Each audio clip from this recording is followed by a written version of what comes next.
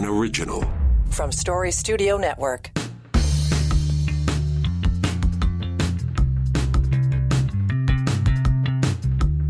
Well, look at that. The first day of August. Welcome in, folks. It is Now and Next. I'm Dave Trafford for Story Studio Network. And hope you're enjoying the summer. If you're on this hemisphere. Of course, our Canadian soccer team yesterday suffering through a winter of discontent in Australia and New Zealand, the World Cup. We'll get to that story in a minute. But yeah, it's funny how many people have said to me, here we are in August and summer begins. I don't know if we've just shifted ourselves culturally because, summer used to be kind of the end of June and pushed into July. But I find that a lot of people are actually looking at August as their vacation time, certainly in Upper Canada, this part of the world. The Haligonians have arrived. Yeah.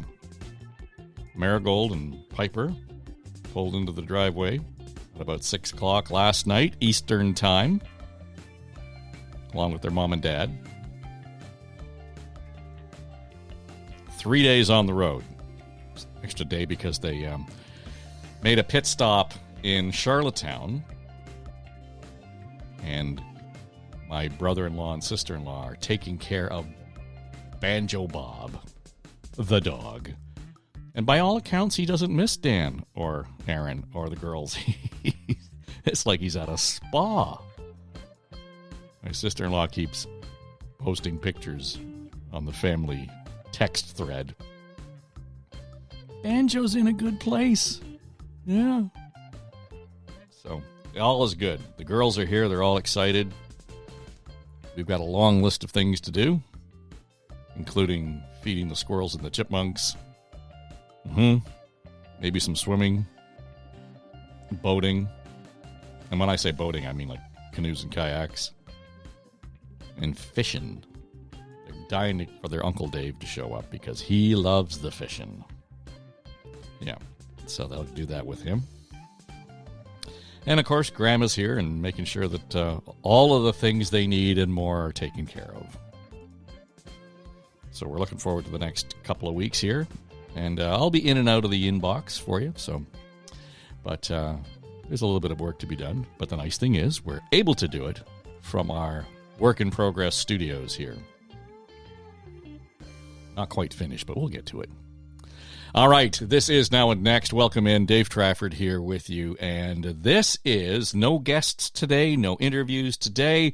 Simply put, this is a Google search-free version of Now and Next and News and Views. All right, so let me ask you this. Would you buy a bloody car that relied on gasoline, strictly gasoline, say it was 2015, and you were out shopping for a new car? The majority of the cars on the lot require petrol. They need gas. Would you buy the car, or consider even buying the car, if there were no gas stations? I know, you got to think about that one, right? Would you buy a gas-powered vehicle if there were no gas stations? Well, of course you wouldn't. So all of this bullshit media frenzy reporting on, well, there are a lot of electric vehicles out there, but people just aren't buying them. They just aren't into, the idea of buying an electric vehicle yet. They haven't quite made the shift.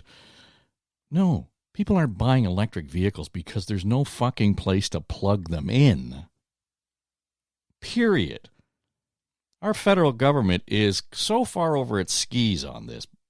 It's insane.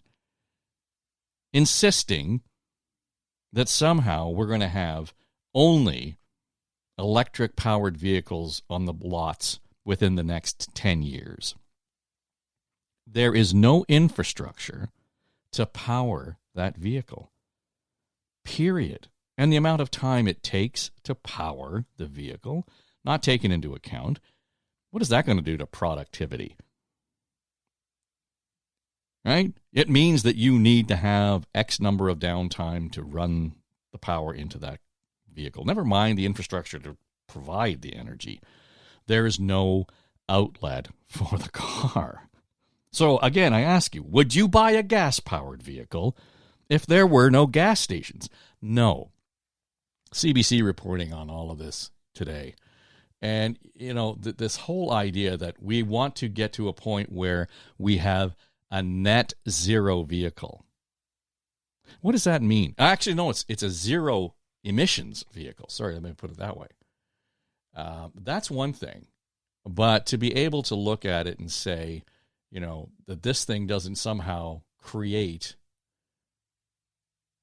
any kind of emissions in its manufacturing is nonsense. Whether it's the generation of the electricity, whether it's the powering of the manufacturing plants, we got to take all of that into account rather than just kind of greenwashing all of this stuff. I'm not suggesting that we shouldn't go EVs, but don't give me the bullshit line. By doing this, it's going to save the planet in and of itself, that it doesn't create other emissions. Again, I'm not suggesting that that's an excuse not to do it. I'm not one that believes that just because Canada is a small country that we shouldn't be doing our part to plow the way for the rest of the world, to show how technologically all of the things that we can do in terms of carbon capture, all of that stuff is right there at our fingertips. We should be doing that. But government putting this bullshit policy out in front of, the horse on this one, put the EV in front of the horse, is insane. There is no infrastructure, and there is no real vision or plan to accommodate that. Whether it's incentive plans, even the Ford government here in Ontario canceled the incentives for you to go out and lease an electric vehicle. But now they're all into the batteries, right? I'll go have a battery plant, got it, right? This come to Jesus at the last minute. I hope Jesus is kind of taking his time coming around to the table, actually, on that stuff. Because it's time for a mature conversation about it. Not just some bumper sticker, white labeled, we can do this in the next 8 years, with no plan. Not a single hint of a plan on how we are going to manage it. Again, would you buy a gas-powered vehicle if there were no gas stations? So it's funny, we're doing this story. Last week we were talking to Gerard Kennedy. He is the former executive director at the Daily Bread Food Bank. He's a former MPP in Parkdale here in Toronto. And we had a really robust discussion about what it's going to take for government to be serious and, take a major step forward in reducing poverty in this country. And part of it, the conversation focused on the Canada Disability Benefit Act. And we're working on a program right now digging into that subject. We're going to release the series in a couple of weeks. But everybody's pointing to it saying, well, if we can actually raise those payments, particularly for those who live with disability, then all will be better. Because the majority of people who live in poverty live with disabilities. So if we can actually, make life more stable for them, more affordable for them, then that's great. So a couple of things we've learned. First of all, in the course of doing research and interviews for this series, I learned that here in Ontario, there's a guy who's on ODSP, which is the Ontario Disability, I always get it wrong, pension anyway, support program, that's what it is. And the government here in Ontario, in the last election, last year, a year ago, they said, okay, we're going to raise it. And it turned into like $58 on average for the adults that needed it. Way to go. And they're patting themselves on the back. And then they took the next step and said, and we're going to index it to inflation. And for the most part, people will look at that and say, well, okay, that's a step forward. Except they're still about, $800 a month under the poverty line. So there's nowhere near, not even being close to the poverty line. They're still drowning. All right. Well, thanks to Sabrina Nanji, the Queen's Park Observer, I subscribe to her newsletter. I would encourage you to do so if you're interested in what's going on with the park. She highlighted some reporting, and it's good reporting done by the folks at CTV. And they came across some, based on a Freedom of Information request, they came across some notes, emails, documents focused on the Ontario Disability Support Program and Ontario Works. Ontario Works is just one of those, government spins for, this is a welfare program. These are people who aren't working but don't have disability, so they have the opportunity to work. So they get less on a monthly basis than the folks on disability. The logic makes sense. If you can work, okay, well then go and work. Right? But there's a mechanism there to support them. But for all of the fanfare and all of the back patting that they did for themselves, wearing out their arms, it's become evident, based on the reporting from CTV in Toronto, that the government here in Ontario, with the exception of attaching it to inflation, that is the increase, has no plan whatsoever to put more money into that program.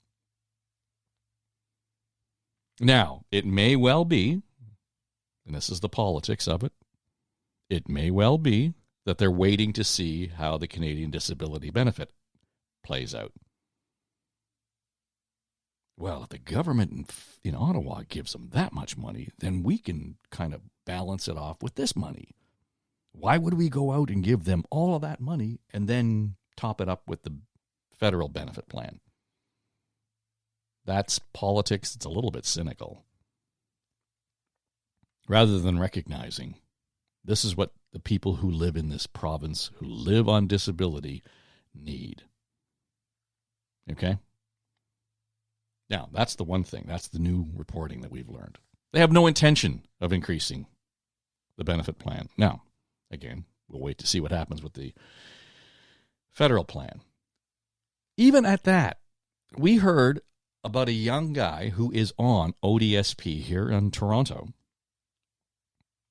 And yeah, he got the increase, the $58, and then he got the 6.5%, which was based on last year's inflation rate, not this year's inflation rate, so still behind.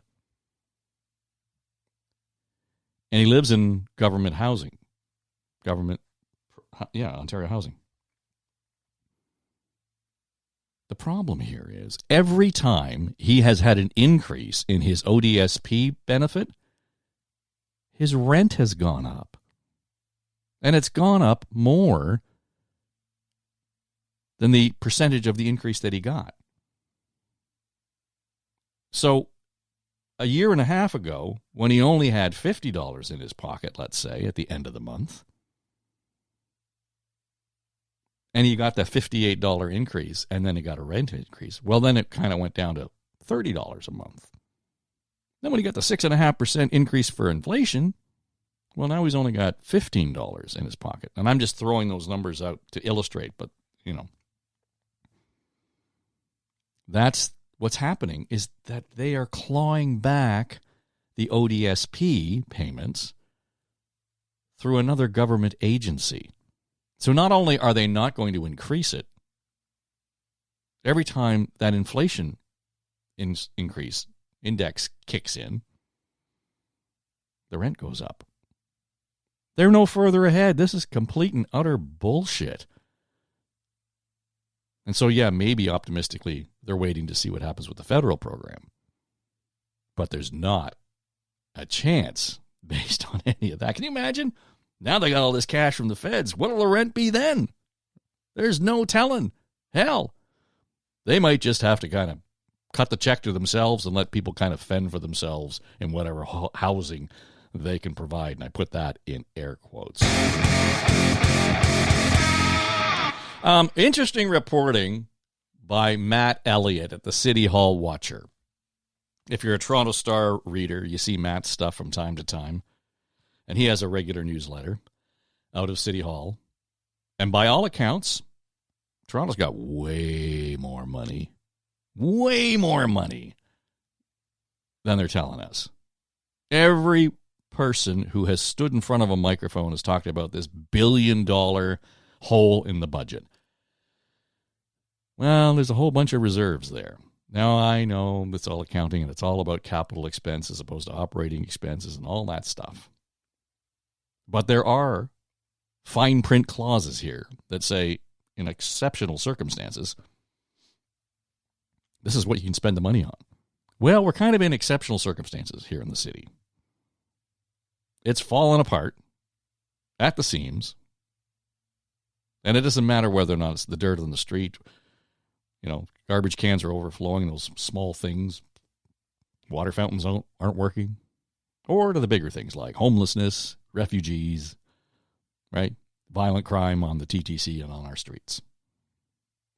By all accounts, in the latest newsletter from Matt, they're sitting on billions of dollars in surplus, in reserve funds, they're called, that could and should be used. And so here's the problem politically that Mayor Chow and the council will have, that unless they are willing to step up and say, we're going to empty the piggy bank here and show that that is a short-term solution, that there are still programs that the feds and the Ontario government are and should be responsible for but aren't paying the bills,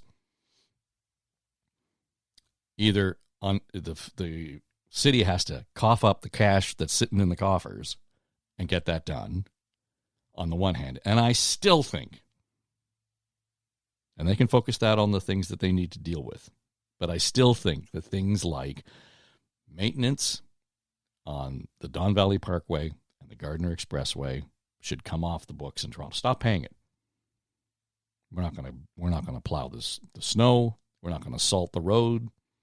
We're not going to fix the potholes. Nope. Not going to clean out the drainage. We're going to let the place flood. We don't care. We can't afford it. We're not doing it because it's a highway and the province should be responsible for it. So there needs to be a carrot and a stick here. But I'm not sure it's manageable or sustainable for the city to cry poor, put its hand out to the other levels of government when it's sitting on billions in reserves. And I know, I can hear all of the past mayors saying, oh, but you can't do that. You really can't. Yeah, well, yeah. If the numbers are there, and there's no reason why you can't, and if our need is that great, then we should be spending the money. Because you can't go to the other levels of government without at least showing that they have made that effort. I'm going to put the link to the article is really good. It's in depth. If you're a geek on that kind of stuff, check it out. And I have not done it complete justice because there's a lot of technical phrases around where the money goes and the accounting and all that stuff. But it's a really good read. So I will put the latest link to Matt's newsletter in there from City Hall Watcher. And yeah, we're sitting on a pile of dough. Let's get her done.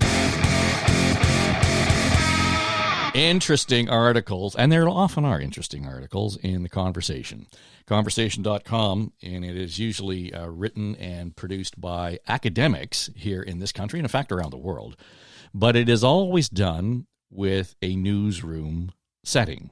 So the folks at the Conversation will take these academic ideas, academic papers, writings, etc., and then they put some rigor around them as far as journalism is concerned, and they don't change it or editorialize around it. It turns it into a journalistic piece, and they're really well done. And the most recent one is from the Conversation. It was kind of at the top of the newsletter today. The world's most powerful democracies were built on the sufferings of others. Now, not to play whataboutism, but there's no question that the behavior and the atrocities being committed by Mr. Putin and the Russians in Ukraine, well, they can do it because they can. They can do it because they want to expand their territory. The article talks about democracies around the world that were built on an economic backbone of slavery and colonialism. And whether you like it or not, here in this country, in Canada, that's how our democracy thrived. Our relationship with the indigenous communities in this country is reprehensible. We still, all these years later, have not come to any real sense of reconciliation. We're getting there. We're better than we were. But, that's just not happening yet. So to have First Nations upset in some communities out west in the prairies that they're celebrating the 150th anniversary of the RCMP, we, the privileged in this country, think, well, what the hell's the problem? It's great to have the Mounties. Who would, carry out the Grey Cup if not for the Mounties, right? But at the heart of it is exactly what this article is talking about. That we in Canada, those of us who are from the colonial history, those from Europe and Britain, and that's what it was. It was a colonialist endeavor. The French and the English show up on the shores and away we go. As a result of that suffering, we have built a very robust democratic parliamentary system here in this country. So, kind of having that history in place kind of is pretty important, I think. And at that stage, I would recommend, again, I'll put this, all these articles are going to be in the show notes, but give it a read. And I love the way they framed it today, the conversation in their daily notes. There are some that just, their articles just piss people off and they get all kinds of rage and outrage. This might be one of them. But I think it's kind of at a point where we need to be having this conversation. And it kind of touches on what David Coletto and I were talking about, David at Abacus Data yesterday, on immigration. We haven't had a proper 21st century conversation about immigration in this country. In fact, we still treat immigration in Canada as if, it's 1972. So not only are we out of touch with the actual process of immigration and what it brings us and but how we support it. We don't have an economy right now that supports the immigration we need. It's not a nice to have. We need immigration. So it's kind of a similar, people get their backs up around immigration. Same thing can be said around, our prime minister standing in front of, the all the flags in the House of Commons and screaming and yelling and just cheering for democracy. Well, okay, democracy is probably, the best of the worst that there is. But let's not for a minute forget, and if we're doing good learning, not for a minute forget that democracy was based on subjugating the rights, the privileges, the ownership of this land of others. Well, with that, I read something really kind of funny, and it was on the Twitter. Still some funny stuff on the Twitter. Somebody noting, just a question for the GOP. How is it that someone could actually know exactly when life began after conception, but they can't tell when an election is finished and complete and in the books? Of course, the reference to the abortion bills and the 2020 election. And with all that flying around, we here in this country look at it with, kind of amusement. to see what's happening with Donald Trump being the front runner right now for the GOP nomination. Really cool piece in The Hill today. Will Trump inevitably be the GOP nominee? Here is the case for and against. And it spells it out pretty cogently. At the end of the day, let's face it. I was saying this to David Coletto yesterday just about how people respond to Doug Ford and his cozying up to developers. It says as much more about the electorate in as much as that's not an issue for them in terms of who they're voting for. And I'm not making a judgment here. People are just saying, that really doesn't affect me. This is what affects me. But if we stand back and look at it and say, well, ethically, is it right? Is it wrong? Is it questionable? We kind of put it off in a silo over here. In a much larger way, of course, they're doing that with Donald Trump in the United States. So Trump's behavior and popularity says next to nothing about Trump because it doesn't defy expectation. What it says is more about the character of American voters. And I'm not suggesting for a second that there isn't something legitimate about their crankiness. They're being left out. There is a reason that you should be paying attention to that politically. But this guy's been indicted several times. Dozens of charges against him. He's been impeached twice. Yet still, he's the go-to guy. Anyway, check it out. It's a really good read. The Hill and .com, and I'll put the details in the show notes. I was in at Walmart yesterday and kind of getting ready for the kids to arrive from Nova Scotia. We were picking up the last minute things. And while I was pushing the cart around, I could hear this blood-curdling scream. And I look around, and it's like a 3.5-year-old. And he's having a complete and total meltdown in the store. It's about, 10:30 in the morning. There with mom and dad. Looks like he has an older sister, probably about 7. And this little guy's just having a day, okay? That's all. Really a tough day. And his dad is trying to coax him through. He doesn't want to leave the store. I wasn't quite sure what the problem was. It doesn't really matter, right, when you're 3.5. But Dad looks at me and just says, hey, I'm sorry. And I said, no, you know what? I'm with him. I think, if he was up early, he's as disappointed as anybody that Canada's women's soccer team has been blown out of the World Cup. And he laughed. The little guy kind of looked at me. What? And off they went. Yeah, I got up early yesterday to watch Canada versus Australia.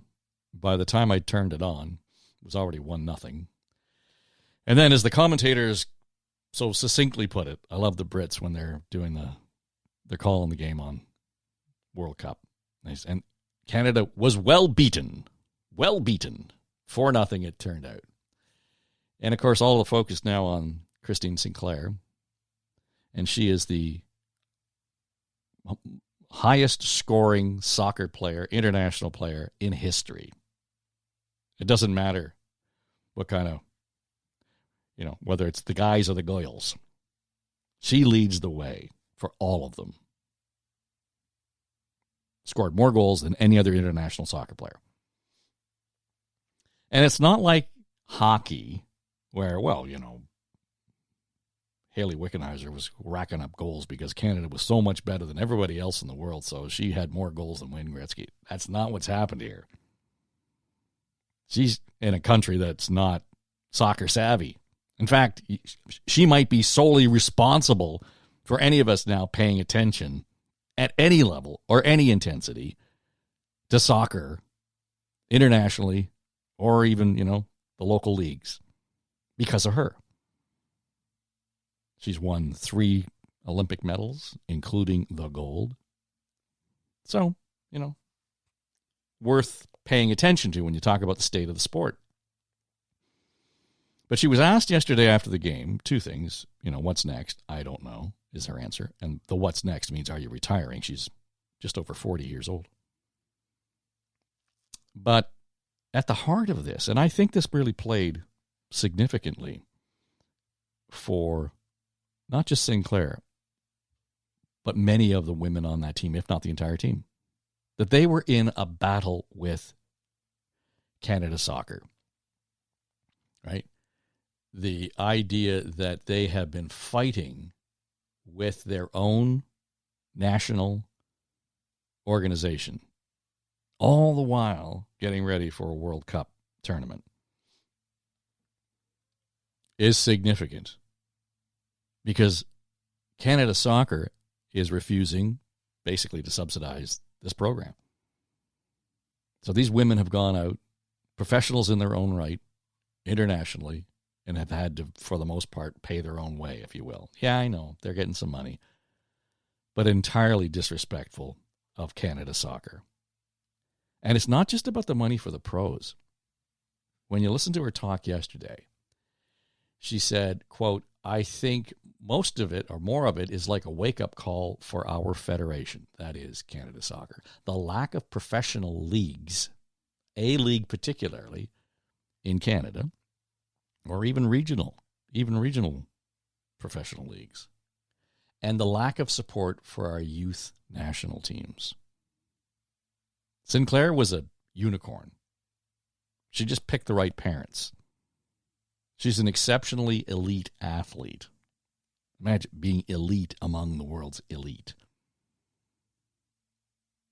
Canada Soccer cannot claim any level of, responsibility for her exceptional play or abilities because there was no grassroots program that would have produced a player like her. Now, because of her, there's more interest. Now, because of her, there's the need for that grassroots youth program, a youth national program. We do it all the time in hockey. Look at the amount of time we spend over the Christmas holiday watching the World Junior Championships in hockey. Why does that happen? Because we have a program in this country that develops youth in hockey. Both, boys and girls, to the point where we are the team to beat anytime there is an international event. At this point, Canada Soccer has been riding on the coattails of Christine Sinclair. They have not put up any kind of commitment to a professional league in this country. And I know, well, there might not be a market for it. No.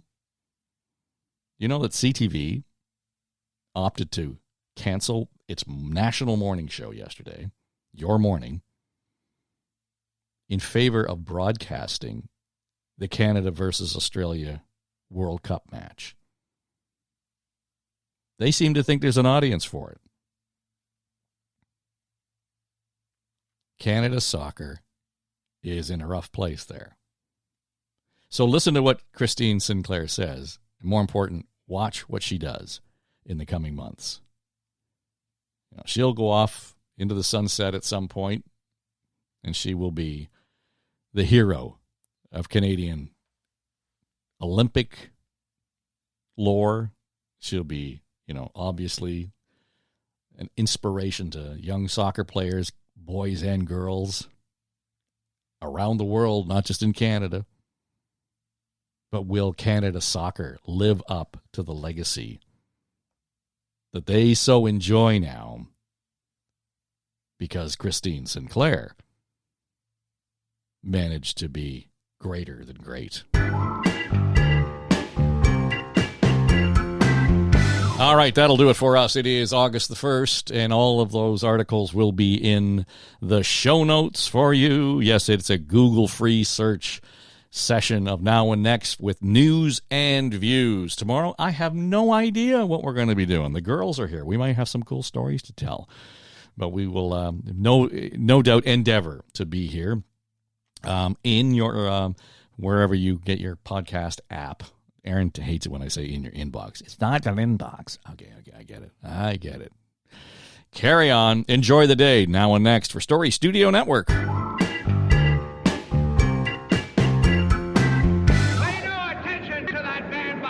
curtain. Now and Next is produced by Becky Coles. Our production manager is Jamie Nickerson. Audio editors are Mike Trutler and Drew Garner. And our sonic logo designer is Greg McDonald. Our executive producers are Dave and Aaron Trafford. This is SSN. Story Studio Network.